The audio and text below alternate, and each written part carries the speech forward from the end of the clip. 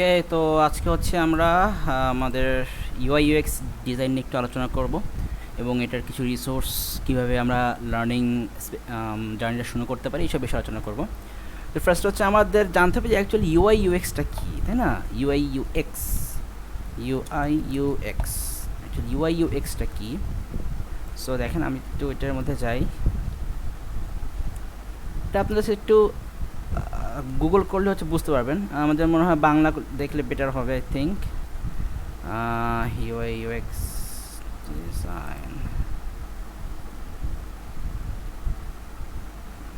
দেখেন এখানে হচ্ছে ইউজার ইন্টারফেস বলতে হচ্ছে, এই দেখেন লেখা আছে ইউজার ইন্টারফেস ডিজাইন বা ইউজার ইন্টারফেস ইঞ্জিনিয়ারিং হলো মেশিন এবং সফটওয়্যার যেমন কম্পিউটার, হোম অ্যাপ্লায়েন্স, তারপরে মোবাইল ডিভাইস এবং অন্যান্য ইলেকট্রনিক ডিভাইসের জন্য ইউজার ইন্টারফেস ডিজাইন, যেখানে সর্বাধিক ব্যবহারযোগ্যতা এবং ব্যবহারকারীর অভিজ্ঞতার উপর ফোকাস থাকে।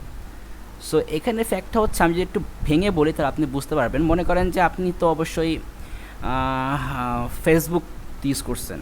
সো ফেসবুকের যেই হোম মানে যে হোম বাটন থাকে, হোম বাটনটা কোন জায়গায় বসবে, তারপরে আপনার মেসেজ বাটনটা কোন জায়গায় বসবে,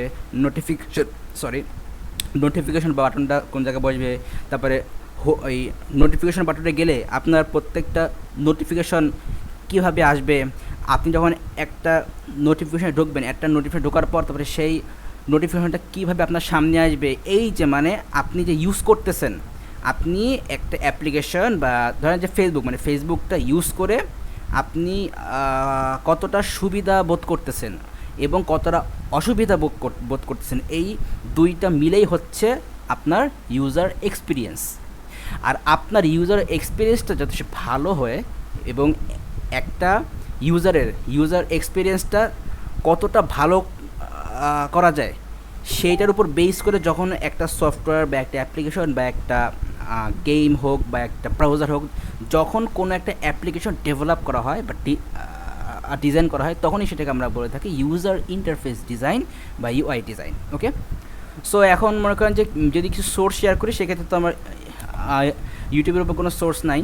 সো এখানে হচ্ছে আমি ইউআই ইউএক্স ডিজাইন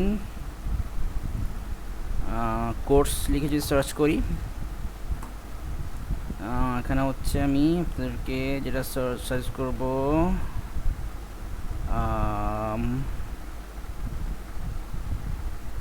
এই যে এটা, এই যে শাকিল ব্লগস অ্যান্ড টিপস, আপনি এদের এই ডিজাইনিং সেকশনটা আপনি ফুল দেখতে পারেন। আশা করি আপনি এখান থেকে পুরো বেসিক থেকে শিখতে পারবেন, যেহেতু এটা আপনার বাংলায় হবে আশা করি। আই থিঙ্ক এটা মেবি বাংলাতেই, হ্যাঁ এটা বাংলাতেই, ঠিক আছে। সো আপনি এখান থেকেও চাইলে আপনি দেখতে পারেন, কোনো সমস্যা নেই, যদি আমি এখন দেখাচ্ছি না, কারণ এটা আমার ইয়েতে চলে আসবে, কপিরাইট ক্লেম টাইপের চলে আসবে। সো যাই হোক, তো এই যে আপনি এটা দেখতে পারেন। আর যদি মনে করেন যে না আপনি একটা ভিডিওর মধ্যে সব শিখে ফেলতে চান, তাহলে সেই ক্ষেত্রে মনে করেন যে বলবো যে এই যে আপনি এই যে এটা শিখতে পারেন, যে এমডি আজিজুল, এটা শিখতে পারেন, এই যে 3 ঘন্টা শিখে ফেলুন ফিগমা ক্র্যাশ কোর্স বাংলা, আপনি এটার মাধ্যমে আপনি শিখতে পারেন, ঠিক আছে। সো এই আর মনে করেন যে আপনি যে কোনো একটা দেখেন, হয় এইটা অথবা এইটা, তাহলে দেখবেন যে আপনার বেসিক থেকে ইন্টারমিডিয়েট লেভেলের অনেকটাই আইডিয়া আপনার মধ্যে চলে আসছে আর কি, ঠিক আছে।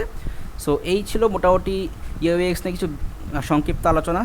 আশা করি আপনি বুঝতে পারছেন এবং আপনি এখান থেকেই এখন যদি ঠিক যে সেভাবে শুরু করেন, তাহলে আশা করি আপনি একটা ভালো কিছু করতে পারবেন। সো ঠিক আছে, তাহলে ভালো থাকেন, সুস্থ থাকেন, আল্লাহ হাফেজ।